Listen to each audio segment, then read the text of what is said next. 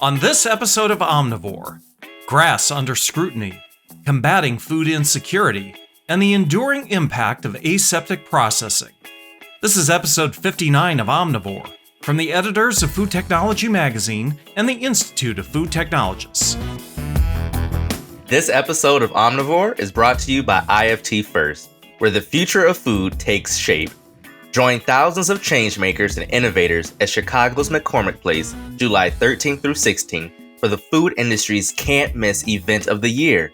Connect with global leaders, experience breakthrough technologies, and be part of the conversations defining tomorrow's food landscape. Secure your spot at iftevent.org. Welcome to Omnivore from IFT and Food Technology, where we explore the intersection of business, science, and technology in the global food system. I'm Bill McDowell. The FDA's generally recognized as safe, or GRAS process, has come under renewed scrutiny recently, with consumer groups and lawmakers questioning whether it provides sufficient oversight for new food ingredients. One of their chief concerns? The self-affirmation pathway, which allows companies to determine an ingredient's safety without FDA review. In this segment, Food Technology's Deputy Managing Editor Kelly Hensel talks with food safety and regulatory expert Stephen Gendell about how the GRAS process really works, what's driving calls for reform, and why more FDA oversight without funding could have the opposite of its intended effect. Thank you for joining me today, Stephen. I wanted to start our discussion by asking you if you could give us a brief explanation of how the GRAS self-affirmation process works, just for those who might need a refresher.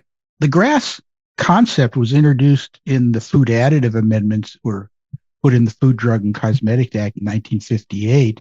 The way it works is FDA has a statement in their regulations that says that the determination must be based on the same quantity and quality of scientific evidence as required to obtain approval for a food additive. Okay. And then on top of that, of course, is because this is general recognition that it's got to be based on publicly available data. So a good GRAS determination, and whether or not it's notified the FDA, should have all that information in it. Yeah. And it should be made explicitly. It's something that somebody should look at the review this information and make a determination that yes, this is safe by the standard that FDA has set. So the new administration is calling for the dismantling of this process, the self-affirmation GRAS process. What do you believe are the underlying concerns driving this push for change? The consumer's desire here is one about transparency and clarity. Yeah. I think consumers fundamentally don't trust the institutions to do a good job of making these safety determinations. So they want to see that these things are being done in a way which is, for lack of a better term, transparent. Yeah. Yeah. So that's driving it from I think the consumer's point of view. Okay. And as a personal thing, I'm a big proponent of transparency and clarity. So I think that's a good thing. And what is the industry most worried about when it comes to the changes? What industry is, I think, worried about is the lack of clarity of what the potential changes will be. Yeah. As I say, they should be already doing, getting all the appropriate data, gathering all the data to do a good, high quality evaluation. The biggest problem with the whole thing is that is going to be agency resources. Yeah. If what does it mean to say that the self-determination is going to go away? The need to not notify FDA may go away. What burden is that going to place on the FDA? Are they going to get the resources, which And by the way, in this case, resources means people with the appropriate expertise, Yeah. enough people and enough expertise to do that. I think that's where the industry concern is. Yeah. That there'll be a requirement or a need for some action by FDA, and then FDA won't have the resources to take those actions or that action in a timely manner. Right. So let's say the FDA is now required to, evaluate every single ingredient to go through that GRAS process and not be able to self-affirm. So I would imagine it would result in a backlog of ingredients that need the FDA's review and approval, right? I looked at the GRAS notification database, Yeah. and there are close to 100 notifications listed in that database that are listed as pending. So it's the agency is already stretched thin. Yeah. In terms of having the resources, because don't forget the people who are doing this are again, you need the expertise. They take very seriously the need to look at this and to do a good job of evaluating the information. So to take a step back here, it sounds to me like the FDA has a pretty robust system already in place that requires companies to have all the necessary safety data, usage data, and other literature for the ingredients that they're trying to affirm. And that allows them to be able to self-affirm GRAS without having to notify the FDA. But if that self-affirmation process is eliminated and all the companies have to submit notifications to FDA, it shouldn't, at least for the companies, be too much of a strain because they are already, or should already be, gathering the required studies and data, right? So it seems like it actually comes down to a trust issue, not trusting that the companies who self-affirm are actually going through all the mandates that the FDA has deemed necessary to self-affirm GRAS. Would you agree? Yeah, I mean, it's clearly there's a public perception issue. Yeah. It really is a matter of the public wanting to know. The public wants to know that there is somebody with the expertise and the responsibility or the ability to protect them, the public, consumers. There's somebody who's taken on that job of being protective of the public, independent of any business that makes sense. decisions or needs. And I think that's, to me, that's the role that FDA should be playing. They should be the representatives of the consumer, right, in all of this. But as I say, they're the agency, the food program, has lots of responsibilities, and there are obviously resource limitations in carrying out all those responsibilities. I think, again, in the public perception, a question of whether there should be a process for re-evaluating these ingredients at some regular period. The determination is made based on the science that's available at the time. Right. And that this FDA has already started, is they have a program that they had just initiated to identify things that they think should be reevaluated. Yeah. And they have done that. They did some things which they canceled the GRAS or the regulatory status of. Right. So I think that's another piece of the public concern, which is that there should be something in the system to make sure that if more information becomes available, that's taken into account. Yeah, but again, that reevaluating what's already been done is another resource need. I think that the transparency piece of all this is the heart of what the discussion is all about. Yeah. So I think that again, going back to the policymakers, it is up to them to decide what's an appropriate amount of transparency. That's a policy issue. Yeah. It's not a safety issue. That's a policy issue. But when they make that decision that this is what they think the appropriate amount of transparency and how it should be obtained, that is a resource burden. Right. I think that pretty much sums it all up. It's a Yeah. policy issue. How much transparency do you want? How do you want to do it? But you can't do that without having the resources to actually carry it out. Thank you so much. I really appreciate it. This has been fun. Stephen Gendell is a food safety consultant and former FDA official with expertise in food allergens, risk assessment, and regulatory policy.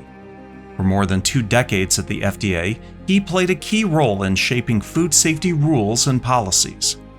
For a deeper discussion on current events at the intersection of food ingredients, formulation, and regulation, join us in July at IFT FIRST for the keynote session, Food Additives, Reformulation, and Regulatory Challenges. You can visit iftevent.org for details. We'll be back with more Omnivore in a moment. But first, this word from our sponsor.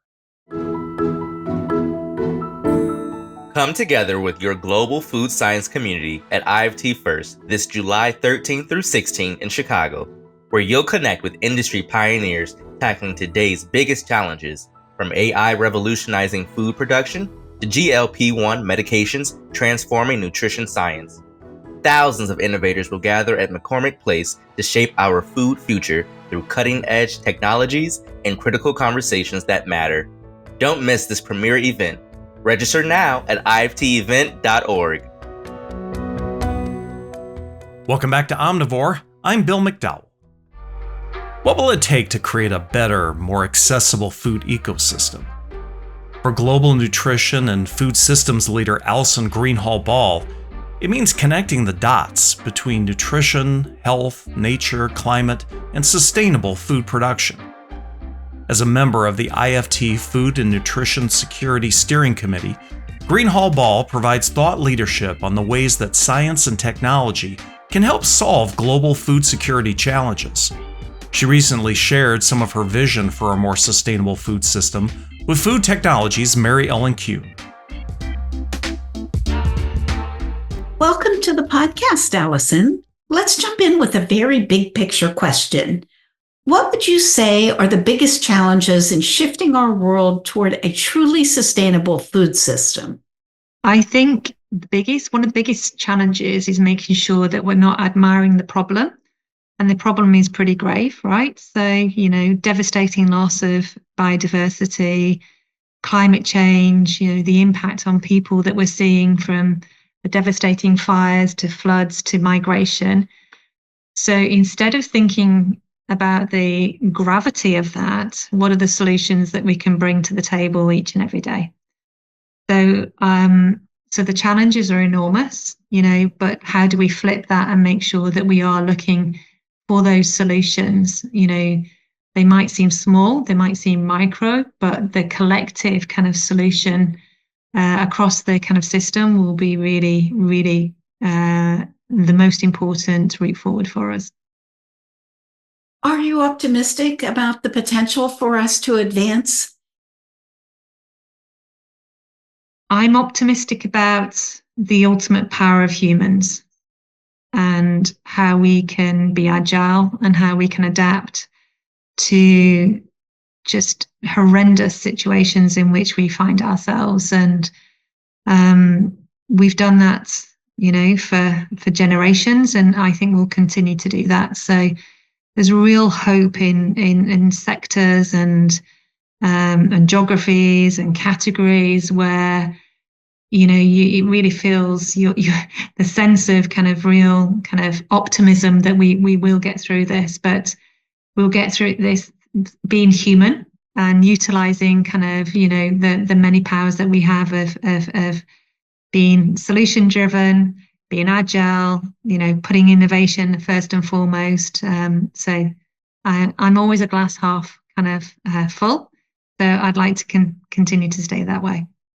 As a member of the IFT Food and Nutrition Security Steering Committee, what are your thoughts about the role that food science and technology can play in helping to sustainably address some of the challenges around global food security? Yeah, so whilst I'm not a food technologist, I've worked alongside food technologists for much of my career. And so I can see the genius that they have to bring to the table or the lab in order to translate some of the lofty goals that we have, whether that is for, increasing nutrient density, whether it's looking for solutions for climate resilience, whether it's looking for packaging solutions, that have, a lower carbon footprint or using the right materials. And so food technologists, have a very, very important and sometimes understated role in the kind of unlock that we have for making sure that we've got enough food to feed our growing population. You're passionate about the interplay between human health and planetary health. Why is that so important? So we've seen a devastating loss of kind of biodiversity, for example, around the world, where in some pockets we're seeing 70% of biodiversity loss. So what? Why is that important? Well, that's really important, because our soils are depleted, and so aren't kind of nutrient rich and kind of really nourishing the crops in which we are kind of so dependent on. And those pollinators, which are critical to ensure that we've got plentiful supply of certain crops, are not there anymore. So I'm just giving you one tiny example there of the interplay.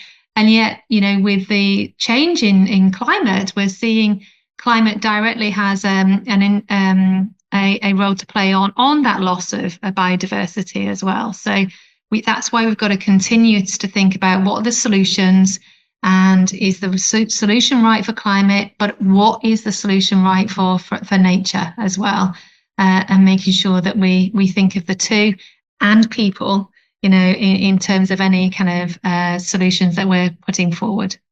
That makes sense. And lots of organizations now, there's lots of legislation, for example, that's kind of on the table or kind of about to be put on the table, where companies have to disclose, what's their kind of journey on the climate journey to net zero, but also what's their kind of relative journey on nature, and then also what's their social journey as well. So understanding that the three have to kind of work in unison. So there's not only a kind of moral incentive to do this, there's also a real business incentive to make sure that businesses, are navigating the risks. Because if we don't do this, there's maybe not going to be, the crops and the ingredients that we need, in order to make food and nourish people. But also there might be a legislatory reason and regulatory reason in order to do so. So how can businesses better integrate sustainability goals with public health and nutrition efforts? So there's many ways in which they can do so. I would make sure that this is owned first of all by kind of the C-suite, and making sure that those who are making the kind of key decisions for the organizations are accountable and measurable to both the organization, but the broader society and stakeholders and shareholders in which they serve. So I'd make sure that it's kind of really first and foremost kind of as part of that C-suite, but also, making sure that within the business you've got different, every organization is set up so differently, but making sure those silos are really understanding how they have to work together in order to advance. We talked, about the role of food technologists, but food technologists in isolation of not working with certain professionals in other parts of the organization won't be able to unleash their brilliance.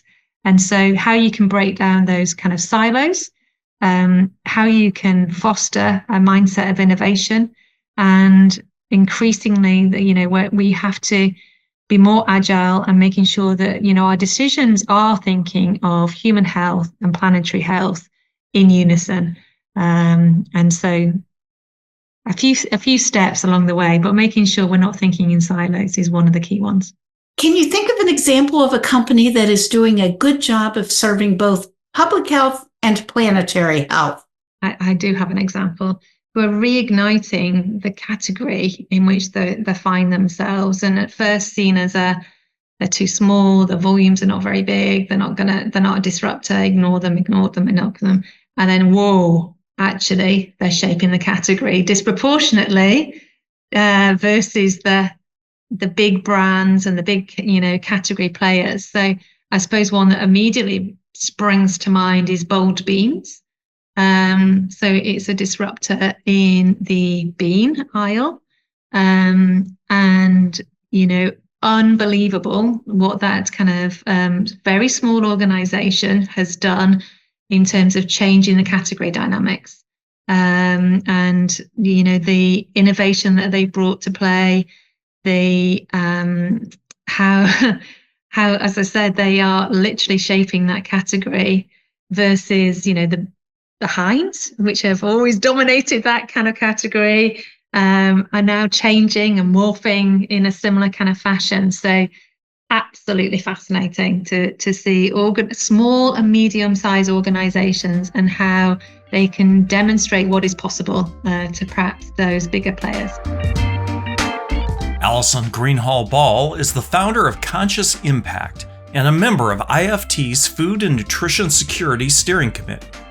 She shares further thoughts on building a better food system in the May issue of Food Technology. Aseptic processing is used around the world to produce common products like juices, soups, and puddings, as well as a range of ingredients for further processing. In the United States, aseptic milk and juices are a key element of school lunch programs. Aseptic food processing is important because it allows for extended shelf life without refrigeration, preserves food quality, and eliminates the need for preservatives, all while ensuring food safety by achieving commercial sterility. For food processors, the technique can also reduce manufacturing costs. Food Technology's Julie Larson-Brischer spoke with consulting food scientist Rick Steer about the science behind aseptic processing and packaging and why this technique has stood the test of time. Well, good morning, Rick. I'm looking forward to talking to you a little bit more about aseptic processing today. Well, thank you for the invite, my friend. Well, let's dive right in.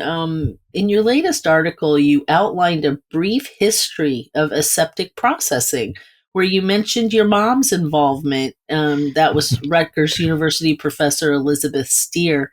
Yep. You mentioned her work involving the first high-temperature, short-time aseptic system. Can you talk a little bit about the history of the technique in the food industry? Well, the Rutgers Food Science Department had as a chair at the time Dr. Roland Ball. And Dr. Ball is considered to be one of the father of aseptic processing. He did a huge amount of work on that when he worked for the can companies, in the 30s and 40s. And my mother was the sensory scientist. She was hired by Rutgers in 1948 while still a graduate student. And so Dr. Ball had his aseptic equipment there, and he ran some products, and one of these was tomato juice. So my mother was asked to panel it, and she said, "Rick, tomato juice was delicious. It tasted like a fresh Jersey tomato." But they used a consumer panel, and the consumer panel hated the aseptic juice because they were conditioned to have burnt, dark tomato juice out of a can, not an aseptic system.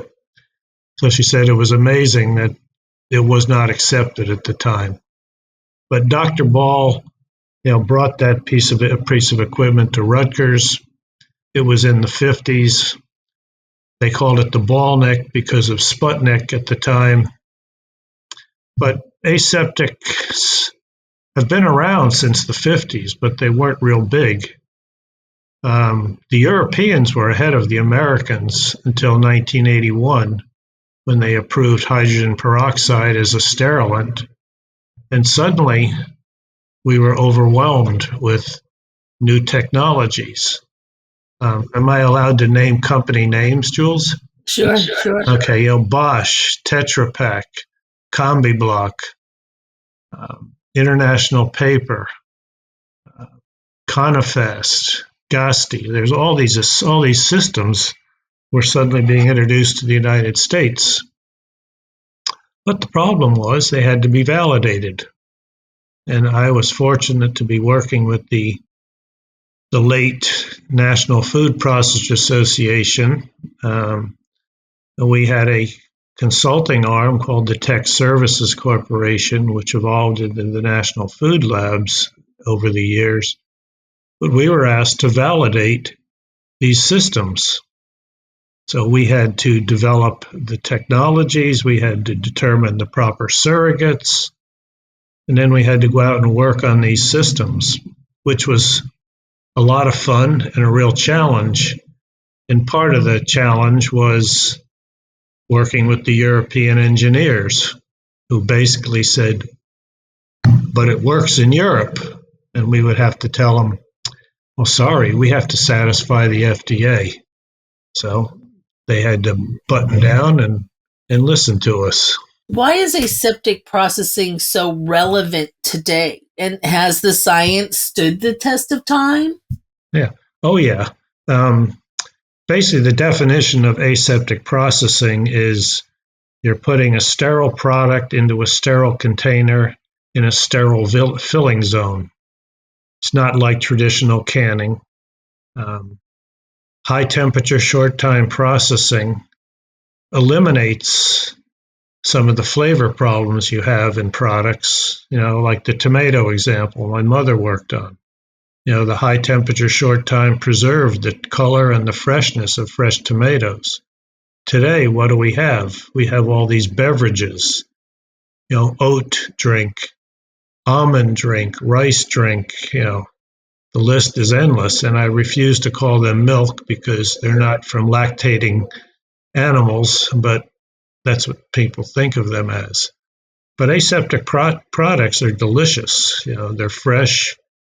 Now, whole milk, I'll question because it does have a little burnt note to it. But of course, we're a country that grew up on pasteurized, homogenized milk, which really doesn't impart the burnt notes to things like an aseptic product does. Aseptic chocolate milk is a different animal because the burnt notes are kind of enhanced by the chocolate. But it's quality, it's safety, and it's convenience for the consumers. Talk a little bit about how extended shelf life and assuring food safety, are two of those top reasons that food processors use aseptic processing for low acid and those pumpable foods, and for packaging. Yep. So what's driving future applications right now? New products. Again, the milks or beverages or whatever we want to call them, from seeds, from nuts, from grains, are, to some people, they're going to save the world, because you don't have cows out there passing gas and destroying the ozone layer.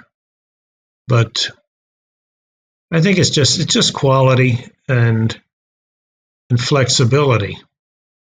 And look at how the aseptic products affected school lunch programs. Kids now had all kinds of juices. They could have milk. Didn't have to be refrigerated because these were sterile products. Now, I know I've heard stories of the kids, inserting the straws and using them as water pistols in the beverages, but that's kids. Right. Well, it's funny because when you're bringing that up, I recall At one point, I lived in Edinburgh, Scotland for a while, and when we went grocery shopping, we were always buying the ultra high filtration milks, but they were in aseptic packaging. It was an aseptic process. And I always thought that was great because the refrigerators in Europe are so small that you really needed to keep your milk outside of the refrigerator. Yep. Yeah. So, and does aseptic processing, in your opinion, what kind of production efficiencies does it offer a food processor? Oh, I think they're very efficient. When I first got exposed to aseptics, it was the old canned products. You might remember the Hunt's snack pack in the cans. Well, Hunt's was one of the ones who looked toward aseptics, and they adopted the Bosch system. Form, fill, seal, plastic cup, roll stock lid. So I think the production speeds were faster, and the quality was better. And again, you were using plastics. Of course, now plastics, who knows what's going to happen? We have seen our beer industry, for example, go from glass to cans. We don't know what's going to happen with plastic in the future with aseptics, because the cartons for beverages like juices, are laminates. They've got plastics in them. They've got an aluminum. They're not as recyclable as something else. So who knows what we'll see. Well, thanks, Rick, for sharing your insights with us today on Omnivore. It's been a pleasure, as always. Yeah. Well, thank you, my friend. And I never knew you lived in Edinburgh. That was a new revelation to me.